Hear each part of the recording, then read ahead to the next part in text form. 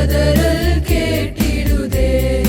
நானிலம் முழுவதும் நான் ஒரு கோடி நாசத்தின் வழியை நாடிடுதே. இயேசுவின் அன்பு என்னையும் நெருக்க எழும்பிடுவோம் நாம் வாலிபரே.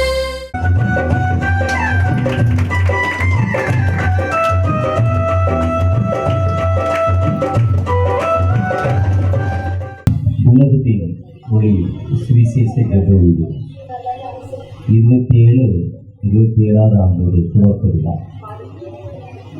26 ஆண்டுகள் கடந்து வந்திருக்காங்க. 26 ஆண்டுகள் என்பது ஒரு சாதாரண காரியம். மனிதனுடைய ஒரு வாலிப வயதை முடித்து ஒரு ஒன்-டைம் மனிதனுடைய ஆயுசு நாட்கள் எழுவது விலத்தின் இறுதியாக இருந்தது. சங்கீதம் 90 சொல்லுது. 80 வயசுக்கு அப்புறம் இருக்கிறப்போ வந்து ஒரு ஆடு, ஒரு மாடு, ஒரு கோழி, ஒரு குழந்தை இருக்கையில் வருவார். அப்படி 26 ஆண்டுகள் கிடந்தது. 27வது ஆண்டு என்பது இந்த 26 ஆண்டுகள் ஆண்டவர்களுக்கு எத்தனையோ சுகத்திலும் துக்கத்திலும் வாழ்ந்து கொடுத்துருக்காங்க. ஒருவேளை இன்னைக்கு இந்த சர்ச்சை மக்கள் ஒரு எனக்கு தெரிஞ்சு 10 பேர் இருக்கீங்க, 10 சின்ன பிள்ளைங்க இருக்கீங்க.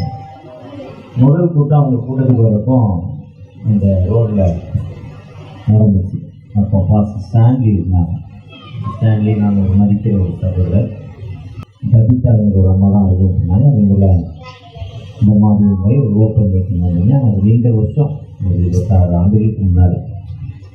இப்போ எனக்கு 65 வயசு, அப்போ எனக்கு 45 வயசு வந்துருக்கேன். 40 வயசில் வந்துருக்கேன். உடம்பு பார்க்குறப்ப ரொம்ப கஷ்டமான சூழல். 26 ஆண்டுகள் 26 ஆண்டு என்பது அந்த என் 26-12 என் கால் செம்மையான இடத்தில் இருக்குது. அவங்கள பற்றி அந்த கூட்டம் அந்த 26 அந்த முதல் கூட்டத்தில் அவங்க ஒரு 3வது 4வது ஆண்டாக இருக்கும்னு நினைக்கிறோம். எனக்கு தெரியல. இப்போ அவங்க அந்த கூட்டம் நடக்குது. கூட்டத்தை பாஸ்டர் சாண்டி ரைட் பண்ணுறாரு, குள்ளமாக இருக்கார். டிபி சத்திரம் பார்த்து இப்போ இல்லை இறந்துட்டாரு. இந்த அம்மா அந்த பக்கம் இந்த பக்கம் நடந்து போய்கிட்டே இருக்காங்க. நிற்கிறாங்க செகண்ட். ஏன்னா ஒரு திறமை செய்யாது, இப்போ என்ன நடக்கும் தெரியாது. ஒரு பெண்ணாக இருந்து அவங்க அப்படி நடக்கிறாங்க. அப்போ அவங்க கணவர் அவரோடு இல்லை, இப்போ அவங்க கூட இருக்கிறாரு. 3 சின்ன பிள்ளைகள். அதுக்கப்புறம் ஒரு கூட்டம் அந்த மொழியில் அந்த கல்யாணத்துக்கு அந்த காரணங்கள் நடக்கிறாங்க ஒரு கூட்டம். அதனால தான் அவங்களை எனக்கு ரொம்ப பிடிக்கும். அந்த கஷ்டமான சூழ்நிலையிலையும் ஒரு பெண்ணாக இருந்து அந்த கூட்டங்களை மக்களுக்கு எப்படியாவது ஒரு காஸ்பல் சொல்லணும் என்ற ஒரு நோக்கத்தோடு நடக்கிறாங்க. இன்னைக்கு எனக்கு ஆக்சுவல் ப்ரோக்ராம் இன்னைக்கு வந்து என்ன நாளுன்னா, வேதத்தில் ஒரு முக்கியமான நாள். ஜீசஸை இயேசு கிறிஸ்துவின் நூலுக்கு மேசியா என்று சொன்னது அந்திரேயா. யோவான் 1ஆம் அதிகாரத்தில் அந்த அந்திரேயா தான் பேதுருவிட்ட போய் இவர் தான் மேசியான்னு சொல்கிறார். பேதுருவுக்கு இன்ட்ரடக்ஷன் ஆகுறதே, இன்ட்ரடக்ஷன் பண்ணுறதே, இயேசு கிறிஸ்து அறிமுகம் பண்ணுறதே அந்திரேயா. அந்த அந்திரேயாக்கு யோவான் சாமி சொல்கிறார், உலகத்தில் பாவத்தை சொன்ன தேவாக்கு தான். இன்னும் உடனே அந்திரேயாவுக்கு பிள்ளைங்க போயிட்டார். நீங்கள் எங்கேன்னு பார்த்து தங்கியிருக்கீங்க, நான் கூட வரேன். ஏன்னா அந்த அந்திரேயா ஃபஸ்ட்டு சீசன், அந்த ஃபஸ்ட்டு சீசன் இதே பிறந்த நாள் பர்த்டே. இதை வந்து அவர் அந்த சீசன் வந்து ஸ்காட்லாந்து தேசத்துக்கு போகிறார். ஊழியத்துக்கு சீசர்கள் எங்கும் பிரிகிறாங்க. இப்போ சில 12ஆம் அதிகாரத்தில் சீசர்கள் எல்லா இடத்துலையும் பிரிஞ்சு போயிடலாம். ஏன்னா சீசனுக்கு ரொம்ப நெருக்கம். இயேசுவை சொன்னால் கல்லெடுத்து அடிக்கிறான், 60 வைக்கிறான், பீஸாக அடிக்கிறான். அது சொல்ல முடியாது. ரோம பேரரசு, 1ஆம் பேரரசு ரொம்ப கஷ்டமான சூழ்நிலை. அந்த 1ஆம் நூற்றாண்டு ஒரு அரசன் இருந்தான். ஒருவர் என்ன பண்ணுவான்னா, யார் இயேசுவை சொல்கிறாங்களோ அவங்களை பிடிச்சி மேலே அந்தரத்தில் கட்டி தொங்க விட்டுருவோம். அந்தரத்தில் தொங்க விட்டு கீழே நெருப்பு போட்டு விட்டுருவோம். நெருப்புக்கு மேலே சிக்கன் சிக்கன் இப்போ தந்தூரி சிக்கன் போடுறாங்களே, ஒரு கண்ணாடி பாக்ஸுக்குள்ளே சிக்கன் இதில் உட்காருங்க, மேலே உட்காருங்க. ஒரு கண்ணாடி சிக்கனில் அந்த தந்தூரி சிக்கன் வேகிறதுல நெருப்பு எரியும். அதே மாதிரி கீழே நெருப்பு எரியும், சிக்கன் தான் அவங்க சாப்பிடுவாங்க ஜாலியாக. ஒரு இயேசு சீசன் அவன் அப்படிலாம் அவங்களை துன்பத்தான் பூட்டிப்பட்ட காலங்களில் தான் அந்திரேயா நண்பர் ஒரு இருக்க நிலம் ஸ்காட்லாந்து தேசத்துக்கு போகிறார். அந்த ஸ்காட்லாந்து தோமா இயேசு கிறிஸ்து கூட வாழ்ந்த தோமா இந்தியாவுக்கு சென்னைக்கு வந்து சென்னையில் ஒரு கல்லறை இருக்குது. அவர் மறிச்ச இடம், அவர் வைத்த கல்லறை இருக்கு. அந்த அவர் கொலை செய்யப்பட்ட இடம் சென்ட் தாமஸ் மவுண்ட், அங்கே தான் அவரை கொலை செய்கிறாங்க. சின்னமலையிலேருந்து செத்தவார். சின்னமலையிலேருந்து ஒரு பாடியை கொண்டு அந்த பீச் ஓரமாக அது சுடுகாடாக இருந்துருக்கு, அந்த சுடுகாட்டில் போடுறாங்க. அதுதான் அந்த அதே மாதிரி அந்திரேயா அங்கே போகிறாங்க. அந்த அந்திரேயா போகிறது தான் ஸ்காட்லாந்து. அந்த ஸ்காட்லாந்து வந்த மிஷன் தான் ஆண்டர்சன் ஒரு மிஷன். ஆண்டர்சன் மிஷன் யாருன்னா Rainy hospital, Kalyani hospital, Rajagopal டே, இன்னும் அந்த காஞ்சிபுரத்தில் மிஷன் ஹாஸ்பிட்டல், செங்கல்பட்டில் கொலம்பியா ஸ்கூல், இப்படி பல நிறுவனங்களை 14 ஆண்டுகளில் ஸ்காட்லாந்து செய்கிறாங்க. இப்படி இப்போ நமக்கு ஒரு அரசாங்கத்திலேருந்து வெறும் 15,000 ரூபாய்க்கு வெளியே அந்த சக்கரை இருந்தால் 5 லட்ச ரூபா வாடகை. ஆனால் வாடகைன்னு கம்ப்யூட்டர் கேட்குறப்போ ஒரு சர்டிஃபிகேட்டை கொடுத்தா 15,000 ரூபாய்க்கு அரசாங்கம் ஒரு ஹால் கொடுத்துருக்கு. எவ்வளோ சீப். இதே மாதிரி அந்த காலங்களில் ஸ்கூலே இல்லை, ஹாஸ்பிட்டலே இல்லை, மனிதன் வாழ்வதற்கு ட்ரெஸ் இல்லை, ஒன்றுக்கு அடிப்படை இல்லாத காலங்களில் அந்த ஆண்டர்சன், அந்த ஹைகோர்ட்டுக்கு ஏற்ற மாதிரி ஆண்டர்சன் சர்ச்சுன்னு ஒரு சர்ச் இருக்கும். ஹைகோர்ட்டுக்கு ஜஸ்ட் ஆப்போசிட்டில் மெயின் ரோடில் ஆர்ச்சிஸ் பகுதியில் பெரிய சர்ச் இருக்கும். சிஎஸ்ஐ சர்ச் ஆஃப் சவுத் இந்தியாவில் இன்றைக்கி அது இருக்குது. அந்த சர்ச்சை மையமாக கொண்டு தான் ரெய்னி ஹாஸ்பிட்டல் ஆரம்பிக்கிறாரு, கல்யாணி ஹாஸ்பிட்டல் ஆரம்பிக்கிறாரு, ராஜகோபால் ஸ்கூல் ஆரம்பிக்கிறார், ராஜகோபால் டே ஆரம்பிக்கிறாரு, ஆண்டர்சன் ராஜகோபால் ஆரம்பிக்கிறாரு, கொலம்பியா ஸ்கூல் செங்கல்பட்டில் ஆரம்பிக்கிறாரு, காஞ்சிபுரத்தில் மிஷன் ஹாஸ்பிட்டல் ஆரம்பிக்கிறார், காஞ்சிபுரத்தில் ஸ்கூல் ஆரம்பிக்கிறாரு, அரக்கோணத்தில் ஆண்டர்சன் சர்ச் ஆரம்பிக்கிறாரு. இன்றைக்கி அந்த பகுதிக்கு போனீங்கன்னா எனக்கு சர்ச்சில் இது மாதிரி சர்வீஸ் போணுச்சு. அந்த சர்ச்சில் இருந்து லைட்டை வீட்டு கொண்டு போவாங்க.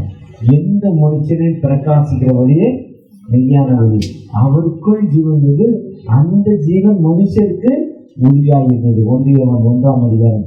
ஆதியிலே தேவன் வானத்தை பூமி சிருஷ்டித்தார்.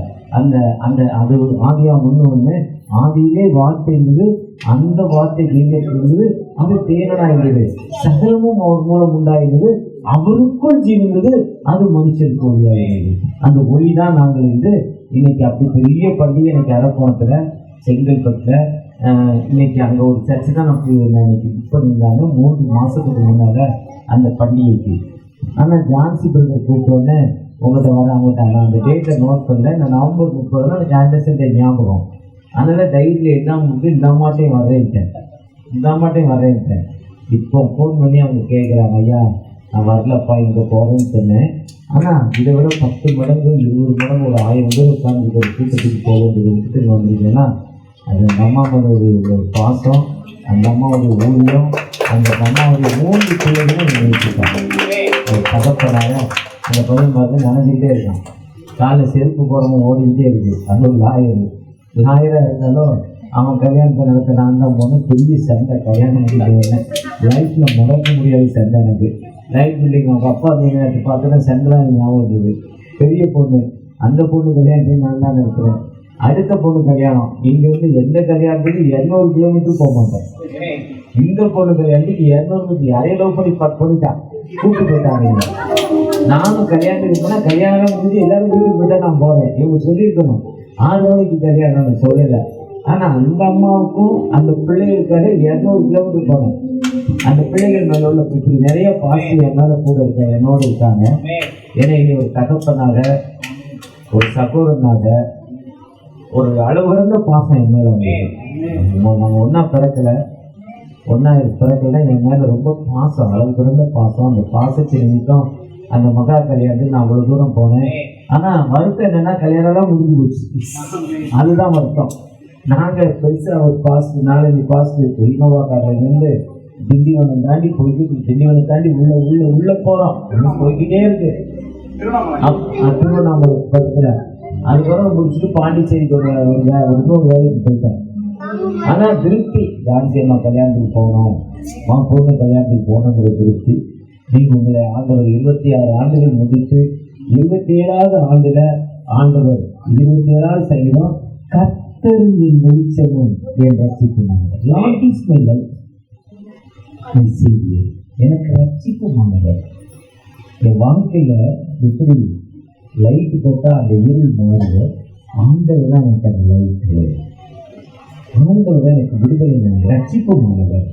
யாருக்கு நான் பயப்படுவேன்? கர்த்தரின் ஜீவனில் என் லைஃபுக்கே யார் ஒரு மனுஷன் வாழணும்னா அவனுக்கு பலன் இருக்கணும், பிளட்டு ஓடணும். ரத்தம் ஓடாமல் ஒரு மனுஷன் வாழ முடியாது.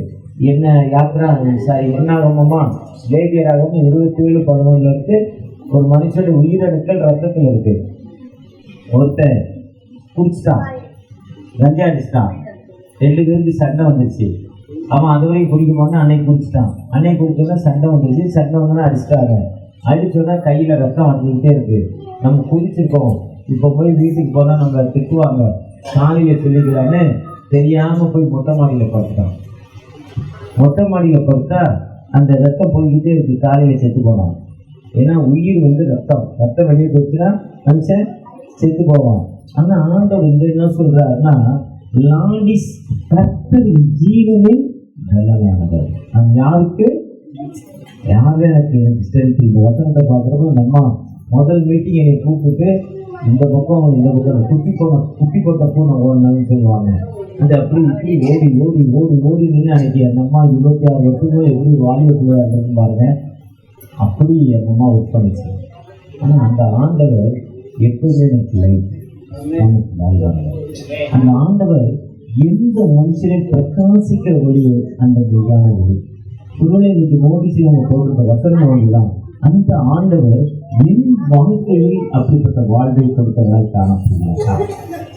ஏன்னா ஒரு மனிதனுக்கு ஆண்டவர் மட்டும்தான் வாழ்வு கொடுக்கணும். அந்த ஆண்டவர் நம்மோடு கடந்து வந்திருக்கார். மிஷனரி ஜான் அஸ்டர் ஒரு மிஷனரி. அவருடைய பிறந்த தேதி 1793 அவருடைய மறைவு 1885. அவர் பிறந்த இடம் அமெரிக்கா. அவர் ஒரு மருத்துவர். 9 பிள்ளைகள், 3 ஆண் பிள்ளைகள், 3 பெண் பிள்ளைகள், 7 ஆண் பிள்ளைகள் நினைக்கிறார். மொத்தம் 12 கிலோ 13 ரூபா அவருடைய பிள்ளைகள். அவர் கப்பல் மூலம் இந்தியாவுக்கு வர்றார். அவர் எப்படி ரசிக்கப்படுறாருன்னா, இந்த சுவிசேஷ ஜபவித்த மாதிரி ஒரு ஜபவித்து இதே மாதிரி ஏசியுடைய அந்த ட்ராக்ஸ் கொடுக்குறாங்க. அந்த ட்ராக்ஸை வாசிக்கிறார். ஒரு மருத்துவர், ஒரு எம்பிபிஎஸ் டாக்டர். இந்த ட்ராக்ஸை வாசப்படுறது அவனுக்குள்ள அந்த ட்ராக்ஸ் வேலை செய்யுது. ஏன்னா வார்த்தை அனுப்பி குணமாக்கி கெட்டிலிருந்து வாழ்வு கொடுக்குமாங்க. சங்கீதம் 107, 19, 20. அந்த வார்த்தை வெறுமையாய் வராது. என்ன நோக்கத்தோடு கடந்து போச்சு அந்த நோக்கத்தை நிறைவேற்ற அந்த வார்த்தை இருபுறம் கருக்குள்ளப்பட்டது. ஆண்டோடைய வார்த்தை என்பது ஒரு விடுதலை தரும் வார்த்தை. யார் விசுவாசத்தோடு ஆண்டோடைய வார்த்தையை பார்க்கிறோமோ அந்த மக்களுக்கு விடுதலை. எல்லாத்துக்கும் விடுதலை கிடைக்காது. அதை விசுவாசித்து இந்த வார்த்தை எனக்கு விடுதலை கிடைக்கும்னு எந்த மக்கள் பார்க்குறாங்களோ, இன்னைக்கு கூட இந்த வார்த்தையை பைபிள் எடுத்து அதை வாசித்து அதை விசுவாசத்தோடு தொட்டு உடம்புல கை வச்சு ஜோமன்னா அந்த மக்களுக்கு அவங்களே ஜோமனை விடுதலை. ஆயுர்வேதியாக இருக்கலாம், தலைவலியாக இருக்கலாம், இல்லை ஹார்ட் ப்ராப்ளமாக இருக்கலாம், எந்த பிரச்சனை இருந்தாலும் விசுவாசத்தோடு இந்த வார்த்தையை தொட்டு அந்த வார்த்தையில வாசித்து அந்த வார்த்தையை தன் மேலே வச்சு ஜோம் பண்ணுற மக்களுக்கு இன்னைக்கு விடுதலை கிடைக்குது. இது எனக்கு என் வாழ்க்கையில் பல முறை நடக்கும். பல முறை என்னுடைய 65 வயசில் ட்ரெயினில் போய்கிட்டு இருக்கேன், ஃப்ளைட்டில் போய்கிட்டு இருக்கேன், காரில் போய்கிட்டு இருக்கேன், இல்லை வேலை செஞ்சுக்கிட்டு இருக்கேன். இப்படி பல கஷ்டங்கள் மத்தியில் அந்த ஜெபிக்கிறப்ப எனக்கு வார்த்தை விசேஷமாக முந்தா நாள் இவங்க வீட்டுக்காக அந்த பிள்ளைங்களுடைய அப்பா வேலை செய்கிற லைட் பில்டிங்கில் இருக்கிற மத்தியானம் பிரியாணி கொடுத்தாங்க. பிரியாணி சாப்பிட ஆரம்பித்த 1 செகண்டில் என்னாச்சுன்னா ஒரு சின்ன எலும்பு தொண்டைக்கு போயிடுச்சு. தொண்டையில் போய் கரெக்டாக அந்த இடத்துல நிற்கிது. அடுத்து முக்கியமான மீட்டிங். இப்போ ஹாஸ்பிட்டலுக்கு போகிறதா கீழையும் போக மாட்டேங்குது, மேலேயும் வர மாட்டேங்குது. என்ன செய்யறதுன்னு தெரியல. வலி 1 செகண்டு கூட பேசிக்கிட்டே இருக்கிறேன். நான் பேசுகிறவங்களுக்கு நான் சொல்லலை என் தொண்டைக்குள்ளே எலும்பு போச்சுன்னா உடனே அவங்க அனுப்பிடுவாங்க, கூட்டிகிட்டு போயிடுவாங்க. அது சுற்றி பெரிய எல்லாம் வந்துருப்பாங்க. லைஃப் ஃபீடிங்குள்ளே போகணும். கிட்டத்தட்ட எல்லாம் அவங்க வீட்டுக்காரத்தை கேட்டால் சொல்லுவாங்க, டிஎஸ்எல் வந்திருக்காரு, டிஎஸ்எல் வந்திருக்காங்க, எல்லாரும் பார்க்க வருவான். தோற்றமா 100 ரூபாய்க்கு 200 கொடுப்போம். பெரிய கூட்டம் வந்துடும்.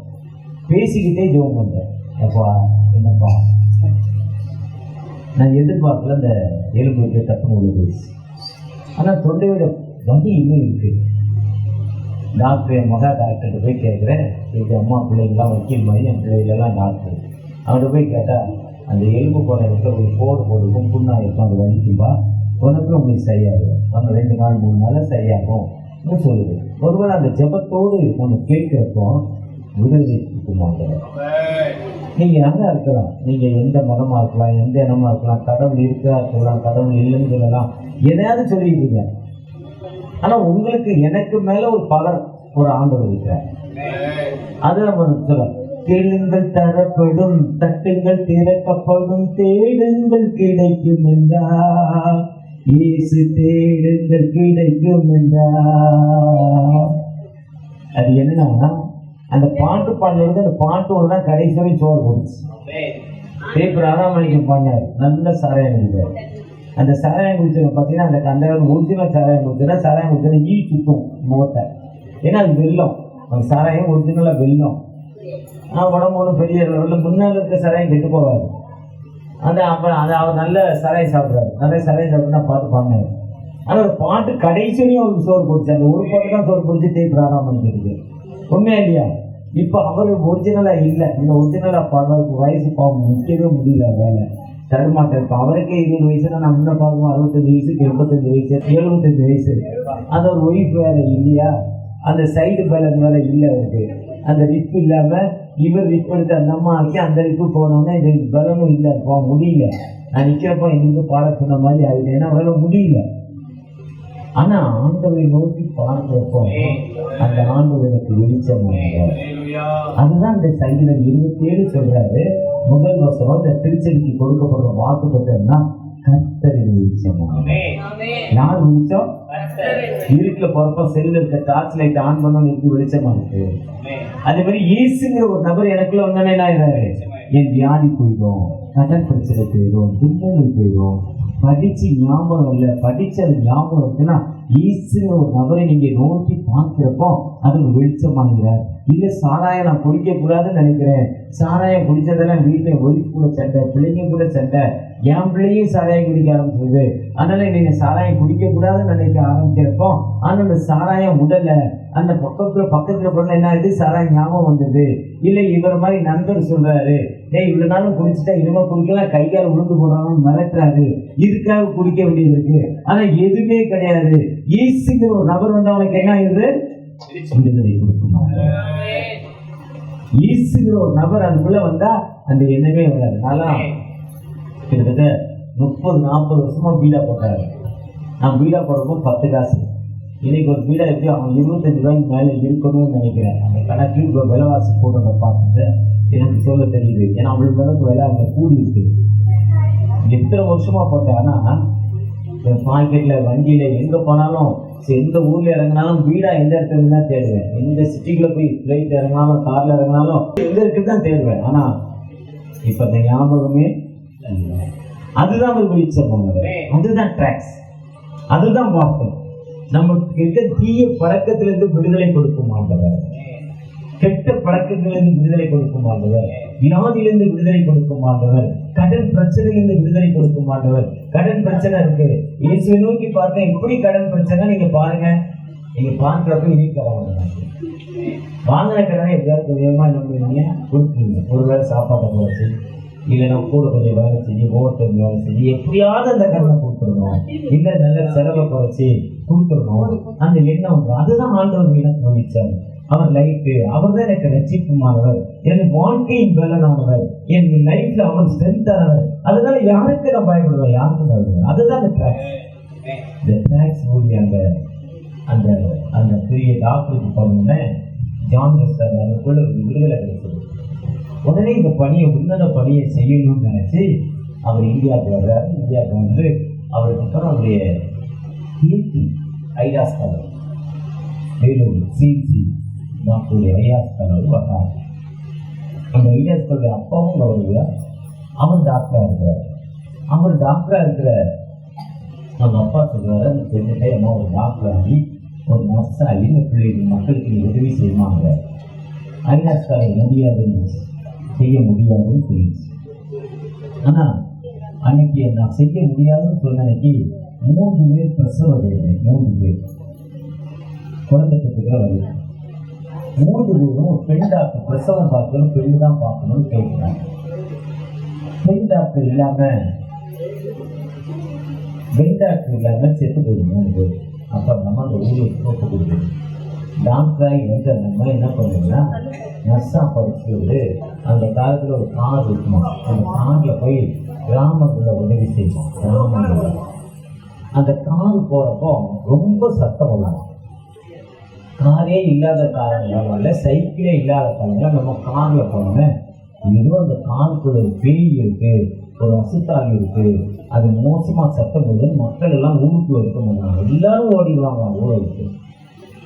ஆனால் அவங்க எல்லாத்தையும் கூப்பிட்டு அவங்களுக்கு உதவி செய்து மருத்துவம் கொடுத்து தலைவலி வாய்வலி எல்லாத்துக்கும் வைத்தியம் கொடுத்து அவங்களுக்கு இயேசுவின் அன்பை சொல்லுவாங்க. அதுதான் சுவிசேஷம். அந்த கிராமம் மருத்துவமே இல்லாமல் இன்னைக்கு மருத்துவம் ரொம்ப அட்வான்ஸ் ஆகிடுச்சு. ஒரு பையனுக்கு முட்டில் வலி போய் ஹாஸ்பிட்டலில் அட்மிட் பண்ணிட்டு முட்டில் போய் ஸ்கேன் எடுத்தால் முட்டு ஒன்றுமே பண்ணி வீடு எடுத்தால் வலி, ஸ்கேன் எடுத்தால் முட்டுக்குள்ளே கட்டி வெளியே தெரியல கட்டி. இப்போ இன்னொரு தம்பி எங்களோட வருவார், எங்கள் கெஸ்டாக எங்கள் கூட வருவார். எனக்கு பைக்கு எங்கள் தாத்தா எங்கள் சித்தப்பாவுடைய பேர் கிட்னிக்குள்ளே கட்டி வயிறு வலிக்குன்னு போய் செக் பண்ணால் அந்த காலம் இதெல்லாம் தெரியாது. இன்றைக்கி எம்ஆர்ஐ ஸ்கேன் வந்துச்சு 10,000 ரூபா, சிடி ஸ்கேன் 3000 ரூபா. இதெல்லாம் போய் பார்த்தோன்னா எந்த இடத்துல என்ன இருக்குது. எம்ஆர்ஐ ஸ்கேனில் இப்போ ஒரு சகோதரி எங்கள் ஒய்ஃபோடைய அக்கா வந்திருக்காங்க, உங்களுக்கு கொஞ்சம் பிரச்சனை, உடனே எம்ஆர்ஐ இருக்கணும். எம்ஆர்ஐனா உடம்புக்குள்ளே ஒரு எம்ஆர்ஐ எடுத்தால் அவங்களுக்கு அந்த கேன்சர் பயத்தில் தான் கேன்சர் இருக்குன்னு முதல்ல சிடி ஸ்கேன் ஆகிடுச்சு. எம்ஆர்ஐ எடுத்தால் இங்கேயும் அந்த கேன்சர் இருக்குது. இந்த அளவுக்கு அட்வான்ஸ். இப்போ இதுக்கெல்லாம் மருந்து கொடுத்து ஒரு 6 வருஷம், இப்போ செத்து போகிறவங்களும் 2 வருஷம் 30 அப்புறம் 3 வருஷம் கொண்டு போகலாம். அவ்வளோதான் லைஃபு. காசு இருந்தால் காப்பாற்றலாம், காசு இருந்தால் போயிடுவோம். இதுதான் அட்வான்ஸ் டெக்னாலஜி. அன்றைக்கி மக்கள் தெரியாமல் சும்மா ஏதோ படுத்தம் செத்து போனால், வயது வலிச்சது செத்து போனால், மூக்கு வலிச்சது செத்து போனான்னு காலங்கள்லாம் அதெல்லாம் 25-30 வருஷத்துக்கு முன்னால். ஆனால் இன்றைக்கி அப்படிப்பட்ட காலங்கள் இல்லை. அட்வான்ஸ் டெக்னாலஜி மெடிக்கல் பயிற்சி அப்படி ஒன்றுமே இல்லாத காலத்தில் இந்த ஐடாஸ் காலங்கள் மக்களுக்கு தன் வாழ்வை முற்படுத்தாங்க. அதுதான் சிஎம்சி வேலை, கிறிஸ்டின் மெடிக்கல் காலேஜ். ஏழை மக்கள் படிப்பதற்கு நல்ல மார்க் இருந்தால் கவர்மெண்ட்டோட ஃபீஸ் தரணும். ஒரு டாக்டர் ப்ரைவேட்டில் ஒரு டாக்டர் தான் 1 கோடி ரூபா, 100 லட்சம். கவர்மெண்ட்டில் படிச்சிங்கன்னா 1 லட்சம் இருந்தால் போதும். டோட்டலாக 100 லட்சம் 1 லட்சம். ஆனால் அந்த காலத்தில் வந்து 75,000 இருந்தால் ஆனால் மார்க் வரும். பிரசவ வேதனை எல்லாம் எந்த ஹாஸ்பிட்டல் போனாலும் ஆப்ரேஷன் வாங்க. அங்கே கொண்டு போனீங்கன்னா ஆப்ரேஷன் நம்ம நார்மல் டெலிவரி ஆகும். மிஷன் அதுதான் ஒளி. எந்த மனுஷனையும் பிரகாசிக்கிற ஒளியே ஒருவேளை ஆண்டவராக இயேசு கிறிஸ்து உலகத்திற்கு வந்த நோக்கமே ஆதியிலே வார்த்தை இருந்தது, அந்த வார்த்தை தேவனுக்கு இருந்தது, அது தேவனாய் இருந்தது, சகலமும் அவர் மூலம் உண்டாயிருந்தது, அவருக்குள் ஜீவன் இருந்தது, அந்த ஜீவன் மனுஷருக்கு ஒளியாக இருந்தது. அந்த ஒளிதான் அந்த இவங்க யோவான் 1:9 சொல்றாங்க, எந்த மனுஷனை பிரகாசிக்கிற ஒளியே ஒருவேளை நீங்க ஆண்டவரை நோக்கி பார்க்கிறப்போ அந்த ஆண்டவர் விடுதலை கொடுக்கும் ஆண்டவர், அந்த ஆண்டவர் வாழ்வு கொடுக்கும் ஆண்டவர்.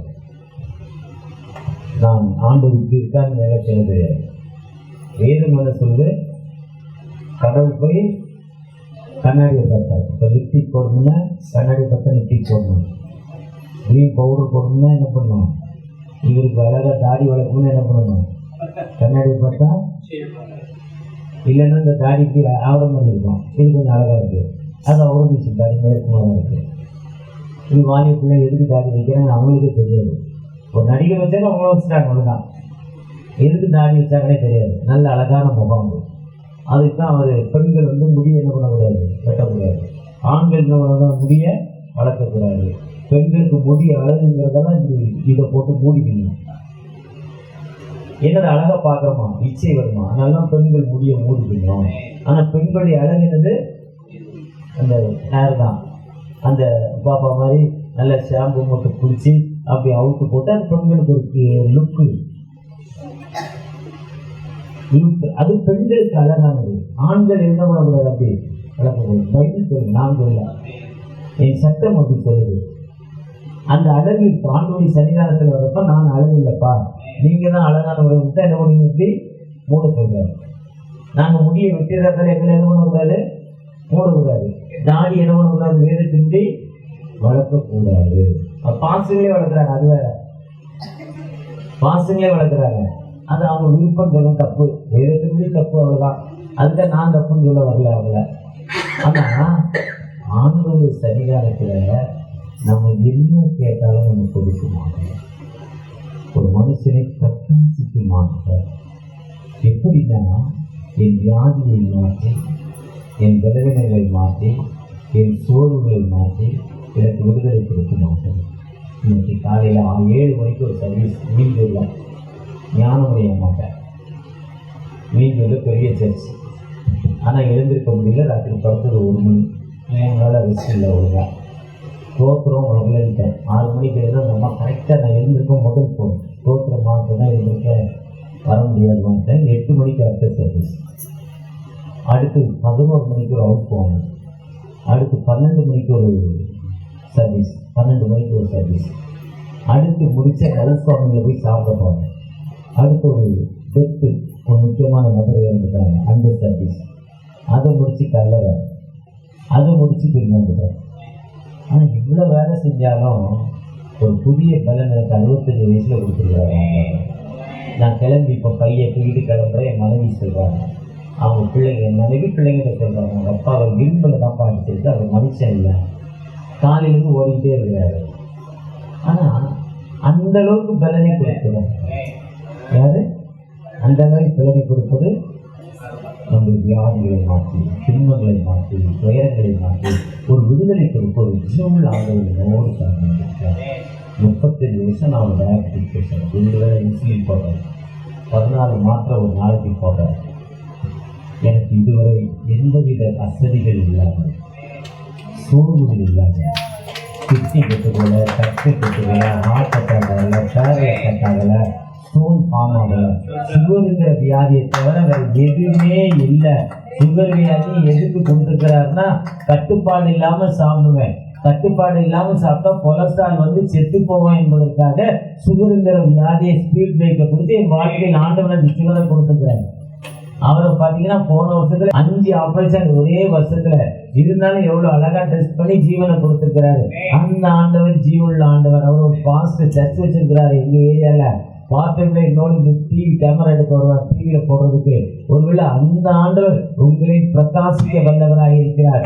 எந்த மனுஷனை பிரகாசிக்கிற வல்லவராக இருக்கிறார். உங்க வியாதி என்ன, துக்கம் என்ன, கண்ணீரோடு தகப்பனே எனக்கு ஒரு விடுதலை கொடுங்க, என்னை பிளஸ் பண்ணுங்க தகப்பனே, என்னை ஆசீர்வதிங்க தகப்பனை பார்க்கிறப்போ உதவி வரும் கண்களை நோக்கி பார்க்கின்றேன், வானமும் மையமும் படைத்தவரை நான் பார்க்கின்றேன். உதவி வரும் கண்களை நோக்கி பார்க்கின்றேன், வானமும் மையமும் படைத்தவரை நான் பார்க்கின்றேன். உங்களை நோக்கி பார்க்கிறார். இந்த உலகத்தின் ஒரு சுவிசேஷ ஜெபத்திற்காக ஜெபித்திருப்பார். 27 ஆண்டு ஜெபிக்கப்பட்டார். சங்கீதம் 27:1 படித்து வளர்க்கிறோம். உங்களுடைய திருமை இறக்கம், கர்த்தரின் வெளிச்சம், கர்த்தரின் பலனாக ரட்சிப்பாக. யாருக்கு அஞ்சும் இந்த பிள்ளைகளை பிளஸ் பண்ணுங்க தகவலை ராஜ்யமாக்காங்க. திருச்சனை ஊழியிருக்காங்க, 3 பிள்ளைகள் இருக்காங்க, மருமகளுக்காக இருக்கிறார், வேற பிள்ளைகளுக்காக இருக்கிறார். ஒவ்வொரு பிள்ளைகளையும் பிளஸ் பண்ணுங்க. திருச்சபை மக்களையும் ஆசீர்வதிக்கிறோம். திருச்சபை மக்களோடு உங்கள் கிருபை இருக்கட்டும், மனைவியும் இருக்கட்டும். நாங்கள் இந்த பகுதியில், இந்த லோகத்தான பகுதியில் இந்த திருச்சபையோட அநேக சுவிசேஷம் அறிவிக்கப்பட தகப்பணும். ஒவ்வொரு மாதம் சுவிசேஷ கூட்டங்கள் நடத்தப்பட தகப்பணும். தேவையான பலனை தாங்க, வல்லமை தாங்க. இந்த பகுதியில் மக்களுடைய கிருபையை தாங்க. இந்த பகுதியுடைய தலைவர்களை ஆசீர்வதிங்க, இந்த தலைவருடைய பெரியவர்களை ஆசீர்வதிங்க, வானிலை பிள்ளைகளை பிளஸ் பண்ணுங்க. இந்த பகுதியில் கூட ஒரு வல்லமை இறங்கட்டும், அபிஷேகம் இறங்கட்டும் தகப்பனே. எத்தனையோ சமையலான வாழ்வில் இது இந்த சட்டம் கேட்குது. இந்த சட்டம் விடுதலையின் சட்டம் எனக்கு இந்த விடுதலை கிடைக்குமானே நீக்கத்தோடு ஜெபிக்கிற அன்பு மகனுக்காக எனக்கு இப்ப நான் வெளியே போக முடியாத நிலைமையில் இருக்கிறேன். எனக்கு இந்த வியாதி நீங்குமா, எனக்கு இந்த சமர்ப்பை நீங்குமா, இது ஏற்றத்தோடு ஜெபிக்கிற அன்பு மகனுக்காக இனி எனக்கு இந்த தீயை குடிப்பழக்க வேண்டாம், எனக்கு விடுதலை கிடைக்குமா, ஏற்றத்தோடு ஜெபிக்கிற அன்பு மகனுக்காக எத்தனையோ கண்ணியான கேஸ்கள் என் மேல இருக்கு, அது விடுதலை ஆகுமா, அது எல்லாம் கேன்சல் ஆகுமா, கொலஸ்ட்ரால் அதை என்னை வாஷ் பண்ண முடியுமா, ஆண்டவர் என்னோடு இருக்கிற ஏக்கத்தோடு ஜெபிக்கிற அன்பு மகனுக்காக வேலைக்கு நேர போக முடியாத நிலைமை, ஒரு இக்கட்டான சூழ்நிலை, கடன் பிரச்சனை மத்தியில் என்னை சூழ்ந்து கொள்றாங்க, எனக்கு விடுதலை கிடைக்குமா, ஏக்கத்தோடு ஜெபிக்கிற அந்த மகனுக்காக தகப்பனே ஒரு விஷயக்கூடிய வல்லமை உங்கள் அபிஷேகம் பிள்ளைகளோடு இறங்க வேண்டுமா, உங்கள் கிருபை இறங்க வேண்டுமா, உங்கள் இரக்கம் இறங்க வேண்டுமா தகப்பனே, ஒவ்வொருவரையும் ஆசிரியங்க, ஒவ்வொரு உங்கள் கிருபை இறக்கட்டும் தகப்பனே, உங்களுடைய வழிநடத்தில் இருக்கட்டும். கடந்த ஆண்டு முழுவதும் கடந்து வந்த தகப்பனப்பா, இந்த ஆண்டும் இந்த அன்பு சகோதரிக்கு ஒரு வல்லமை இருக்கணும், உங்களுடைய அபிஷேகம் இருக்கணும் தகப்பனே, உங்களுடைய வழிநடத்தில் இருக்கட்டும் தகப்பனே. ஒரு விஷயம் கூட நாங்கள் பிளஸ் பண்றோம் தகப்பனே, நாங்கள் ஆசீர்வதிக்கிறோம் தகப்பனே, அந்த ஆசீர்வாதம் இந்த பிள்ளைகளோடு தகப்பனே, அந்த ஆசீர்வாதம் இந்த பிள்ளைகளோடு தகப்பனே, இந்த பிள்ளைகள் பகுதியில் உள்ள தலைவர்களோடு, இந்த பகுதியில் ஒவ்வொரு இருக்கிற திருச்சபையோடு, திருச்சபை வழிநடத்திலோடு வந்திருக்கிற ஒவ்வொரு ஊழியர்களோடு தகப்பனே, ஒரு விஷயம் கூட பிளஸ் பண்ணுங்க, நீங்க பிளஸ் பண்ணுங்க தகப்பனே. உங்களுடைய பிரச்சனை இந்த மக்கள் மத்தியில் இறங்கட்டும், உங்களுடைய அபிஷேகம் இறங்கட்டும், உங்களுடைய விடுதலை காலம் இறங்கட்டும் தகப்பனே. அறுவடை மிகுதியாலோ இல்லை, அன்பரின் கதற